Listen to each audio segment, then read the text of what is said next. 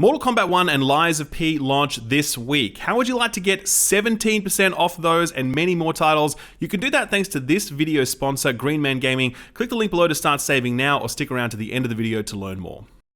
Gamers, if you notice my voice sounding a little different this week, it's because I'm in Los Angeles on my portable setup. I'm here to play some video games, but I'm not allowed to say which ones yet. It's a secret, but I'm very excited about all of them, and it sets up for a pretty huge month on the channel. It coincides with a pretty big week in the world of video games. Starfield is out and perspectives on it continue to shift as people put more time into it. Baldur's Gate 3 has released on PS5, meaning that Sony ponies are currently experiencing the best game of 2023. Congratulations, I hope you enjoy yourselves. And Lies of P and Mortal Kombat 1 both released this week as well. On top of all of that, we got some new details about Cyberpunk Phantom Liberty, which releases next week, and some fascinating leaks about the Nintendo Switch successor releasing next year. It's not often that we get weeks this thick with big releases and big news, but this is one of those weeks, and it's always fun to put together a show when there's this much to talk about. So let's get to it, shall we? Here comes the news. Starfield launched up to 2 weeks ago now, depending on how you slice it, and with that amount of time out in the wild, we can now stand back and take stock of how all of this went for Bethesda, for Microsoft,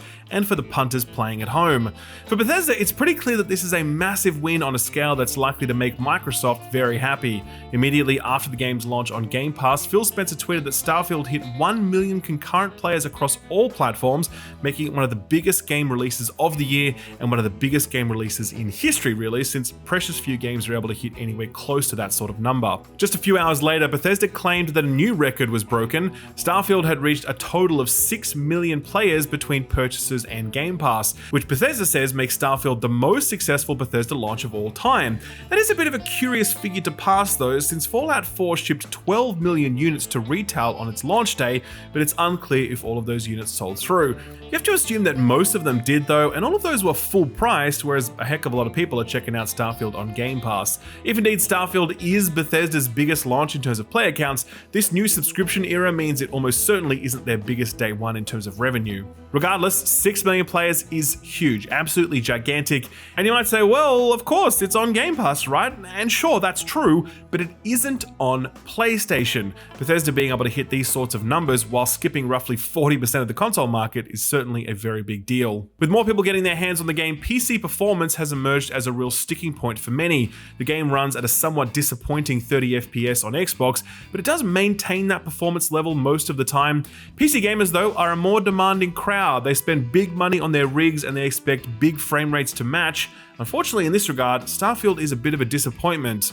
It's not a total mess, but the game is definitely giving more than a few people problems, especially when running on lower-end hardware, and especially if you're running an NVIDIA GPU, which is most of us. Bethesda signed an agreement with AMD, making them the official hardware partner, and it's clear that optimization work has gone into getting the game running fairly efficiently on AMD GPUs. NVIDIA cards, on the other hand, are underperforming across the board. Add to that the fact that DLSS is not included in the game and needs to be installed manually by way of a mod, and a pretty clear picture emerges of Bethesda putting their commercial partnership before a commitment to solid PC performance. It's an issue that's gone all the way to Todd Howard himself. He was interviewed this week by Bloomberg and they did not mince words. Check it out. I asked our audience, what would you ask Todd?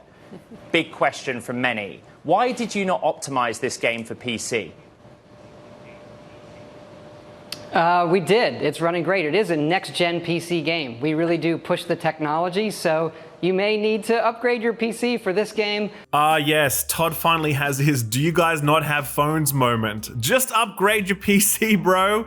The problem is you got people rocking an RTX 4090 asking, upgrade to what, Todd?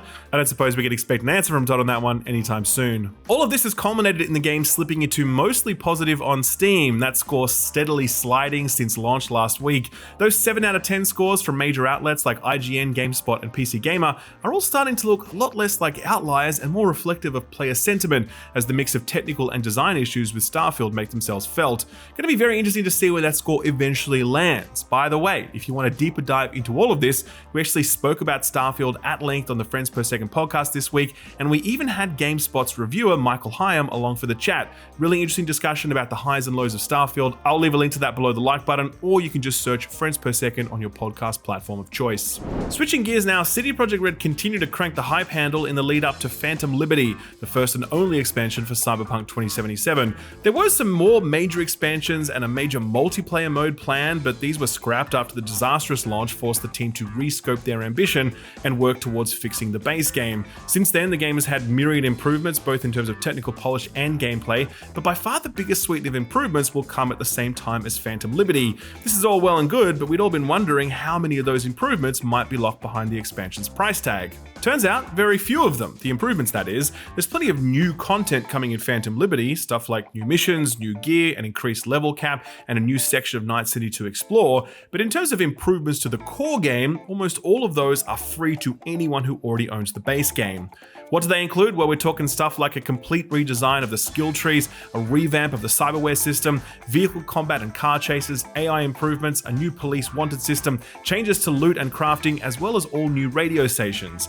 That's a pretty solid list, and at first pass seems to dispel any concerns that the game's improvements will be made available only to those wishing to pony up the dough. Still, we have to see how this expansion exclusive content looks when it drops, since, once bitten, twice shy and all that. I'm very excited for Phantom Liberty, but I'm also cautious given the lessons of history.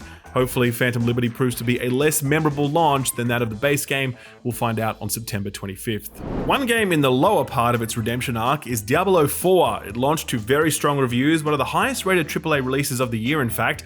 I enjoyed it, but I definitely had some problems with parts of it, particularly the scaling world, the class progression, and the loot. Spending some time in the endgame, I enjoyed it, but I'm honestly just too busy this year with other releases to commit to another live service. Hell, I'm struggling to keep up with Destiny, as my clanmates will tell you. One thing I did secretly expect about Diablo 4 though was that we would be getting annual expansions for it. I thought this because Destiny 2. Bungie arrived at a live service content cadence that allows them to charge for a whole bunch of stuff, but in particular 4 seasonal content drops each year, punctuated by 1 annual expansion. With that sort of revenue regularity set up, why wouldn't every other live service game try to emulate it? Sure enough, Diablo 4's general manager Rod Ferguson may have inadvertently confirmed the existence of annual expansions. Speaking to Deserto, which I think is how it's pronounced, Rod said this, quote, "When you look at the launch of the game and this first season, we see that as building a foundation on which we can build for the future. So as we look at our quarterly seasons and we look at our annual expansions, those are the things that we're really focused on for our live service," end quote. Of course, this isn't confirmation of annual expansions, but this is the GM of the franchise saying that there's annual expansions. Was it a slip of the tongue giving away Blizzard's plans, or was it just a bit of a brain fart with Ferguson erroneously slipping in the word annual when he meant something else? He hasn't clarified the remarks since then, so my suspicion is the former, especially given that annual expansions for Diablo 4 seemed like a foregone conclusion from the get-go anyhow. Time for another gear shift. It's almost comical to be saying it in the year of our Lord 2023, but I'm gonna have to say it at least one more time. E3 is dead. Again. Obviously, E3 was cancelled earlier this year as the ESA and their appointed organizer ReedPop were unable to get enough publishers and developers locked in, leaving Jeff Keighley's Summer Games Fest the last man standing. Even when the cancellation was announced, the ESA defiantly said that E3 would be returning next year.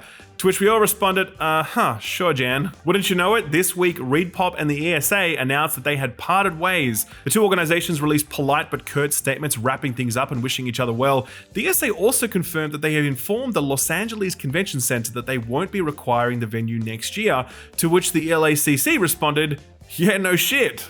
They didn't actually say that, but you know they were thinking it. The ESA has said that E3 2024 would still go ahead. They were just looking for a new format and location to evolve the event to yada yada yada. It's not gonna happen. I will eat my hat if this event goes ahead, okay?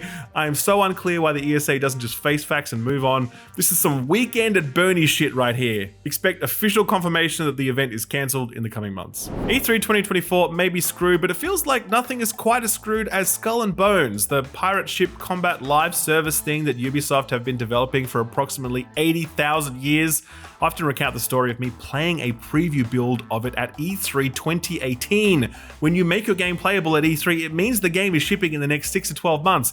It's 5 years later and this game still does not even have a release date. It had a closed beta recently which elicited the same nonchalant shrugs and meh that it usually does. No one is looking forward to this game, and every day we wonder how it's been in development for this long with little to show for it beyond that which was achieved by by Assassin's Creed 4. Things certainly didn't look any rosier this week as the game lost its third creative director since development began. Elizabeth Pellin worked on the title since 2018 but will not be bringing it into port as she's now returned to the publisher's Paris-based HQ from when she came. Games are typically only meant to have one creative director during the development, maybe two. Three's well and truly company. Ubisoft were quick to couch Pellin's departure as business as usual, saying that she successfully transformed the title into a unique naval action RPG and that her job is done. But the game is not out yet and doesn't even have a release date, and it's a live service title that's going to require a lot of steer in the post-launch window. Difficult to interpret exactly what this exit means, but if it's like anything else associated with Skull and Bones, it's nothing good. Alright, let's finish up with some very juicy news about Nintendo's next console. We all know that the Nintendo Switch is nearly as old as the Abacus, and so deep into its life cycle, it's more than fair to assume that a new one is on the way. Nintendo have been tight-lipped about it, of course, since they want you to keep buying the currently available Switch, but rumors and leaks have been swirling for over a year now. Panel manufacturers are predicting a big 2024, rumors of Nvidia providing DLSS technology, as well as sources close to the matter suggesting that production will begin in March of next year for a Q4 2024 release. All of that is backdrop to the latest news, which is that according to Eurogamer, Nintendo was demoing their next generation console at Gamescom in Germany. That's right, Germans, if you attended Gamescom, you were breathing the same air as the Switch 2. Probably didn't notice owing to all of the armpit aroma you were also inhaling. The demo was behind closed doors only and was exclusively for development partners. No media were invited, at least not as far as we know. Video Game Chronicle would go on to confirm Eurogamer's reporting, providing further details. They said that part of the demo included an up-spec'd version of Breath of the Wild running at a higher resolution and higher frame rate, though they did specify that it was a tech demo and there's no reason to believe that the game is being re-released, except for, logic. In addition, they said that the Unreal Engine 5 Matrix Awakens tech demo was also running on Nintendo's next console, which is impressive, but it gets even more impressive when Video Game Chronicles say that this included real-time ray tracing. From 20 FPS in Tears of the Kingdom to real-time ray tracing in Unreal Engine 5, that is one hell of a hardware leap, right? Well, yes and no, because VGC seemed to confirm a lot of what we expected, which is that Nvidia is providing DLSS technology to Nintendo, and that's going to be doing a fair amount of the heavy lifting when it comes to visuals. The Matrix demo was said to be utilizing DLSS, which is how Nintendo are managing to get that sort of performance out of a handheld, since yes, it will almost definitely be a handheld form factor plus a dock. So that's pretty exciting, right? Not only is the next Nintendo console on the way, it sounds like it's pretty good, depending on how much you do or don't like DLSS. What about controllers? Well, another interesting tidbit to drop out this week is that Nintendo are looking to avoid the infamous stick drift issue that cost them a buttload in repairs and warranty replacements for the Switch. Spotted by Deserto, Nintendo has locked down a patent for an analog stick design that uses magnets to track positioning. This design is often referred to as Hall effect, and it makes the sticks essentially immune to stick drift since components don't touch each other with this design, meaning that they don't wear down. It'd be a huge upgrade over the current Joy-Con design, which have an abysmal failure rate, and it's very exciting to see Nintendo looking to nip this problem in the bud for the next generation. A quick lightning round to finish off. Speaking to Eurogamer, Yoshi P has confirmed that there are no plans to make Final Fantasy XIV free to play. And why would he? It's basically been the one thing keeping Square Enix afloat this past half decade, and the game shows no signs of slowing down. Plus, like half of it is already free anyway, thanks to the free trial. Literally hundreds of hours of content for absolutely free, which kind of makes the whole free-to-play discussion a little redundant. Gearbox is up for sale. Yes, you heard right, just 2 years after being purchased by Embracer Group, various sources have confirmed that Embracer plans to sell the studio to reduce their debt levels. Embracer finds themselves in a precarious position after buying up pretty much every studio they could get their hands on, hoping that a larger player would eventually foot the bill. That player was meant to be Saudi Arabia, but after they pulled out of a $2 billion deal with Embracer were left scrambling. Expect many more asset sales over the coming period as Embracer tries to plug holes in their leaky ship. Wondering when we might hear more about the Indiana Jones game that Todd's got cooking with Machine Games? The answer is next year, most likely. That's according to Esquire magazine, who recently called Howard the Christopher Nolan of video games. Oh brother, don't get me started on that comparison. As he was wrapping up the interview, Todd said he wasn't able to share details about the Indiana Jones game, but he did cryptically sign off by saying, "We'll talk next year." Summer Games Fest Indiana Jones reveal? Stay tuned. Jedi Survivor is hopefully in better shape than ever before. A new patch has been deployed that guarantees 60 FPS on consoles when playing in performance mode, as well as substantial PC performance improvements. I haven't tested it myself, but I hope EA aren't lying. Jedi Survivor was a great game that deserved better optimization than it got. Here's hoping this patch delivers. YouTube has begun testing instantly playable games on YouTube. The program is called Playables, and it's available to select invitees. It does what Stadia promised to do when it was first revealed. You can see a game on YouTube, click a button, and then instantly be playing that game through the cloud. It's a cool idea, and had Stadia actually delivered on it, Stadia might still be here today. Nice to see Google sticking with this, as I really do think it could result in some great ways to interact with trailers, with guides, live streams, and more. Like, imagine if you could finish watching a review for a game and then could immediately start playing a demo for that game without leaving YouTube. Wouldn't that be cool? I think that'd be very cool. I'd be down for that. We've had the Mario movie. We're getting a Borderlands movie, whether we like it or not. You know what else we're getting? A Stray movie. And I, for one, am very okay with that. This news comes from Annapurna Direct. They're the game's publisher, but they also have a movie business, which they're putting to work to make this animated feature that they're calling the world's first Hope Punk. That's a lot less catchy than Cyber or Steam. No release window for this one yet, since they don't have a director or a cast or even a script. It's just a dream right now. Hopefully they can make it happen. Here's something I wish I never had to say. Roblox is adding a dating service. This is not a joke. Roblox have just announced that they are setting up a service that will allow those over the age of 17 to verify their age and identity and then go on dates in Roblox. Again, I cannot stress this enough. This is not a joke. Actual people at Roblox HQ thought this was a good idea, and it is happening. I am unsure how this will be received more broadly, but I am very sure that the FBI and Chris Hansen will love it, because it is sure to make their jobs a hell of a lot easier. Shot Chaser. Nintendo have confirmed that they are already at work on the next Zelda game, commenting that it will be an all-new experience, so don't expect Breath of the Wild 3. In fact, don't expect Tears of the Kingdom 2 either, since Nintendo also confirmed that there will be no DLC for Tears of the Kingdom. I know at least some of you out there are like, well, Tears of the Kingdom was basically Breath of the Wild DLC anyway. Quiet you, Tears of the Kingdom was a masterpiece, and I will not tolerate that sort of slander around here. And finally, Charles Martinet has bid us a fond farewell in his capacity as the voice of Mario. He and Miyamoto released a joint video, which was basically a big love-in and a chance for Martinet to confirm his role as Mario ambassador, a job that involves hanging out, signing autographs, and just being a cool, lovable dude. It's a nice little watch that reminds us all why Martinet was so beloved and why he leaves such big shoes to fill. Let's go! Wahoo! So what got announced or delayed this week? Well, it's like we're back in the 90s, since we're getting two games based on classic cartoons. The first is Gargoyle'S Remastered. This is one of those classic Disney games from back in the day. Think Aladdin, The Lion King, and this.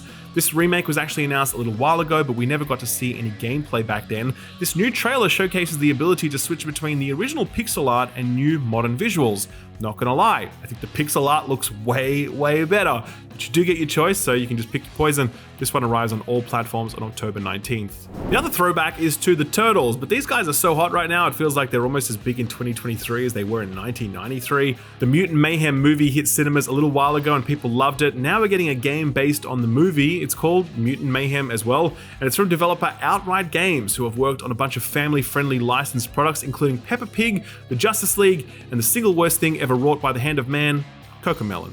It's unclear if this is going to be a game to aim squarely at kids or if it might reach for a broader audience. I'm going to guess the latter, given the enduring appeal of the Turtles across all age groups. And hey, if this one isn't for us, then at least we've got that last Ronin game to look forward to in the future. Only delay announcement this week is for Alone in the Dark, which was courageously looking to ship in the same week as Alan Wake 2 at the back end of one of the most stacked Octobers in video game history. Very smartly, the developers have reconsidered that course of action, pushing the game back to January 16th of next year, which is a good slot since there's absolutely nothing coming out in Jan except for Tekken 8, and I don't think these two games are targeting the same audiences, unless Alone in the Dark has some big surprises up its sleeve, or unless Tekken single player mode goes in a whole new direction. Finally, one game cancellation this week, and it was for Space Punks? So this was from Flying Wild Hog, the team behind Shadow Warrior and Evil West, and was co-developed by Jagex, the team behind RuneScape. This game, Space Punks, is, or was, a top-down twin-stick looter shooter. It was eventually going to be free to play, but if you wanted to play it now during its early access window, you had to purchase a Founders Pack. I live and breathe video game news every single day of my terminally online existence, and when news of this game's decommissioning broke, my first response was, Space Punks? What the fuck is that? I was like, how do I not know this game exists? And so I did some digging, and sure enough, it's an Epic exclusive. And I was like, well, there's at least part of your problem. The Epic Games Store is great for the tiny fraction of games brilliant enough they're light managing to escape the intense gravitational pull that is the Epic Games Store marketing black hole. For most others though, the Epic Games Store just feels like a very bad call. Anyway, Space Punks will be taken offline in November, purchases will be refunded, and that is the end of that chapter. So what came out last week? Well, Starfield officially released, but we've talked about it so much at this point, you're probably sick of it by now. Baldur's Gate 3 launched on PS5. Good news, according to Digital Foundry, it's basically running the game on PC Ultra settings. I was sent a code by PlayStation and look forward to testing that out as part of my review, but so far it appears to be an excellent port supported by a control scheme that more than a few people say is better to use than keyboard and mouse. Interesting. Final Fantasy Ever Crisis hit mobile devices this week. Reviews are still coming in for that one though, so we'll have to check back in on it later. Only other title to drop this week was Eternights, the Persona-esque action role-playing dating sim hybrid exclusive to PC and PS5. It seems to have done okay for itself, hitting a fair 71 on OpenCritic. Big spread in the reviews though. At the top end, you got stuff like Gaming Trend, who scored it a 9 out of 10, saying, quote, "It's amazing to see such a passionate debut title from Studio Psy. Eternights elegantly blends in addicting and engaging action combat with dating mechanics while providing beautiful visuals and excellent voice acting," end quote. On the other end of the spectrum, you've got stuff like Destructoid, who scored it a 5.5 and said, quote, "Part of my interest in independent titles involves viewing the art form without the overwhelming gloss. Eternights has that gloss, which is an accomplishment in its own right. When you peel that away, you just find something that seems a bit bland and lifeless. Certainly not a night you'll remember," end quote. Seems a bit like one of those love or hate it kind of affairs, which is pretty par for course for most dating style games, I guess, so nothing too surprising there. So what's coming out this week? Well, with Starfield out the way, games publishers are willing to now release their video games, making for a cavalcade of releases to make up for the lost time. Kicking things off is Gunbrella from indie hitmaker Devolver Digital. This is a 2D action platformer where you wield a gun, umbrella, hence the name. There's a big focus on platforming too, aided by your very versatile Broly. The pixel art looks absolutely superb, and having played it myself, I can tell you that the responsiveness of the controls is top notch. Just a joy to play, so I expect this will do as well as pretty much every other Devolver release does. It's arriving on PC and Switch on the 13th. Bomberman is still alive and kicking. This week it's back in the form of Super Bomberman R2, allowing you and up to 63 other players to compete across various party-style minigames. This one hits all platforms on the 13th. Dune, or Dune Spice Wars, leaves early access and hits 1.0 on September 14th, exclusive to PC. This hit early access last year and immediately picked up speed owing to its strong commitment to the source material and its innovative spin on real-time strategy, which incorporated a number of 4X elements. Great reviews during the entire early access period means that the 1.0 is looking like a very safe bet. I am a Dune enjoyer, and I was waiting for this one to hit 1.0 before checking it out. We'll certainly be circling back to it after the busy season is over. There is a new Monster Hunter game releasing this week. Can you believe it? Oh, what's that? It's a mobile game from Niantic. Okay, alright, well, Niantic games usually involve going outside. I'm not gonna lie, I'm not super keen on that idea. Still, if you are, then this new game, co-developed by Capcom and Niantic, launches on Android and iOS on the 13th. It's a Niantic game, man. You walk outside and go around hunting monsters. You'll then do battle with them in real-time action combat, which to be honest looks pretty cool. Still, I wouldn't expect any major surprises with this one. It's a Niantic game with a Monster Hunter skin. If that appeals to you, then great. Otherwise, you're better off waiting for the next actual Monster Hunter game, which is rumored to be releasing next year. Solar Ash makes its way to the Xbox for the first time on the 14th, after previously being exclusive to PC and PlayStation. This is from the team behind Hyperlight Drifter, hence the absurdly beautiful visuals. This was their first 3D title, which no doubt laid the foundations for the team to make the jump to 3D in the upcoming Hyperlight Breaker, which is also looking superb. This is one of those flow state games like The Pathless or Journey, where it just feels great to move through the world. Definitely recommend checking it out, especially since it'll be on Game Pass. Ad Infinitum is a first-person horror game set in the World War I trenches. Amnesia the Bunker did this earlier this year and was so good that it set a very high bar for any developer that dared to follow in its footsteps. Can Ad Infinitum pull it off? We'll find out when it arrives on all platforms bar the Switch on the 14th. The Crew Motorfest definitely faces a bit of an uphill battle, given that the franchise has always played second fiddle to other racing mainstays. It's often tried some wackier ideas like the ability to transform from a car to a plane and back again on a whim in The Crew 2. Despite this, the franchise has never had the sort of broad-based recognition and affection that stuff like Forza and Gran Turismo has. Still, Ubisoft aren't giving up on it, and on the 14th they'll release The Crew Motorfest, which has a lot of Forza Horizon 5 energy. To be honest though, though, I've actually heard from quite a few racing fans who are quite keen for this one, if for no other reason than it's been a long time since Forza Horizon 5, and if this is scratching the same sort of itch in a new location with a new garage of cars, then they're all for it. Do keep in mind that this is available on Ubisoft's subscription service if you want to opt in for the top tier. Also, that'll net you 3 days of early access. Gloomhaven is a digital adaptation of an immensely popular tabletop board game. It's been out on a number of platforms for a while now, but will arrive on the Switch on the 18th. Two biggest releases of the week. I saved the best for last. The first is Mortal Kombat 1, the reboot of the highest selling fighting franchise in video game history. This resets the timeline, introducing all new characters while giving existing characters a brand new spin. It's got a robust single-player mode full of cheesy, melodramatic cutscenes, which are always top tier. It's got your normal local verses, as well as online play, ranked mode, all that jazz. I played it back at the Summer Games Fest, and while I'm by no means a fighting game aficionado, I had a damn good time, and the cameo appearances took me back to the glory days of playing actual Mortal Kombat 1 on my Mega Drive. I was only a kid, but my mum let me play it because she's cool like that. Mk1 drops on all platforms, including the Switch, believe it or not, on the 19th. And finally, the release I am most excited about this week, Lies of P. No, this is not Bloodborne from Wish.com, I can assure you. Anyone who's played the demo will know that this is more than just a cheap knockoff aping FromSoft's seminal masterpiece. This one looks like the real deal, and that's why I'm devastated that I'm not able to review it. Being over here in LA doing hands-on previews meant I was just too busy, so that task has fallen to Austin. He's reviewing it right now and will have his review up at or near the embargo. If you want to know the minute that review goes live, then be sure to hit the subscribe button and ding the notification bell. That way you'll never miss an upload. Really looking forward to seeing Austin's take on this one. Hey, put this on your radar.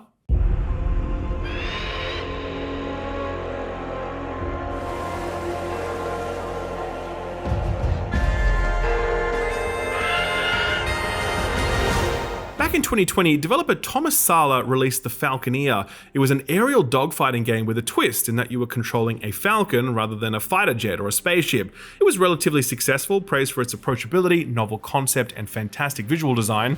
It didn't sell gangbusters, however, and I certainly would have guessed that the developer would have moved on to new things.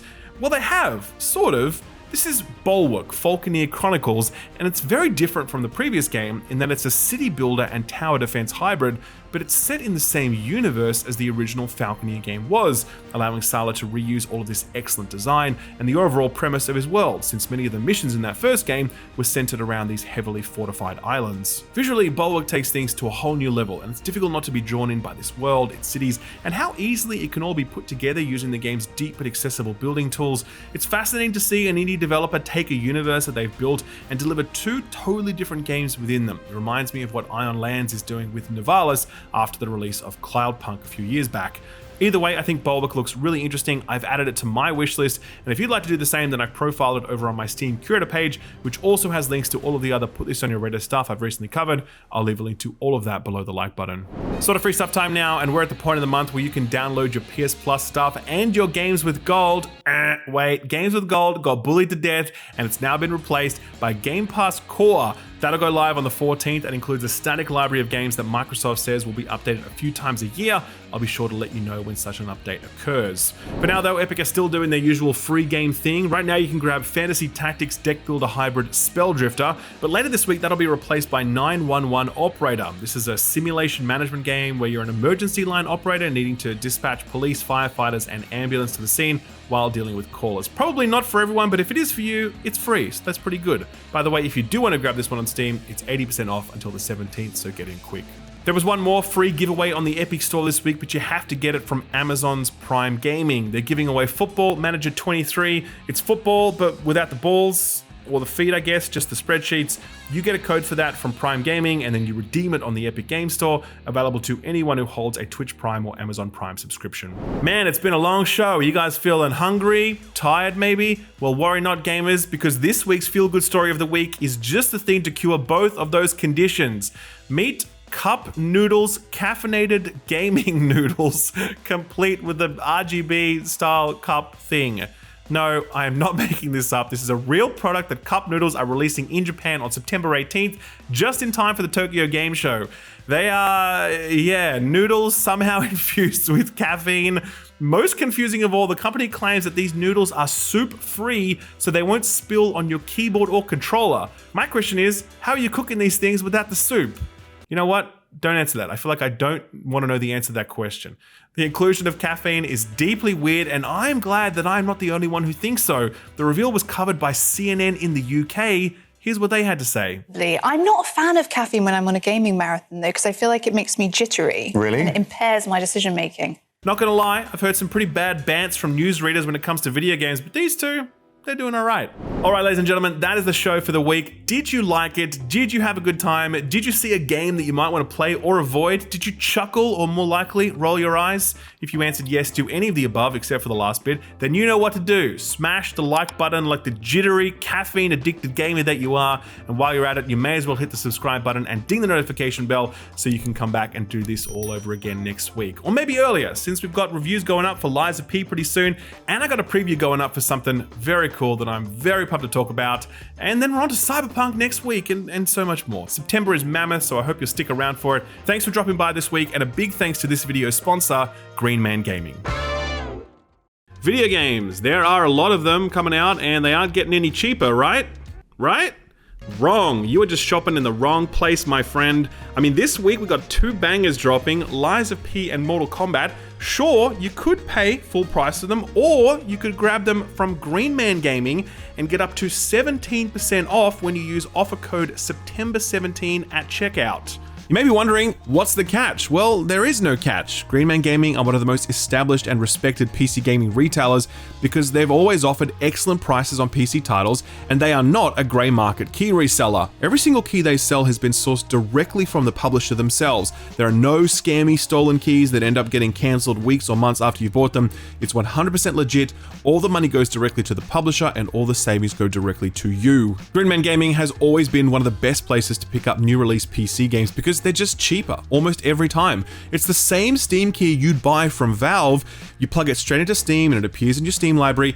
It's just like 10 or 15 or 17% cheaper when you buy from Green Man Gaming. That is not all though. Green Man Gaming have a catalog of over 9,000 games, and they regularly host flash sales or spot discounts, meaning it's always a good idea to check back regularly to scoop up a nice deal. The discounts don't stop there either. Every time you spend at Green Man Gaming, you earn XP points, which as you collect, grant you access to their exclusive loyalty program. Here you'll find even lower prices, so if you've spent with Green Man Gaming in the past, you could probably take advantage of these even bigger savings right now. Over 6 million gamers have purchased from Green Man Gaming over the years. That's a lot of happy customers who have saved plenty of dosh thanks to Green Man Gaming savings. 2023 is a banger year for video games, and the second half is looking just as strong as the first. So if you want to grab new releases like Lies of P, Mortal Kombat 1, Lords of the Fallen, or Payday 3 while getting up to 17% off, then click the link below and use offer code September17 at checkout. That's code SEPT17 at checkout. Some exclusions, terms and conditions apply. Thanks Green Man Gaming for sponsoring the video, and thank you for watching it.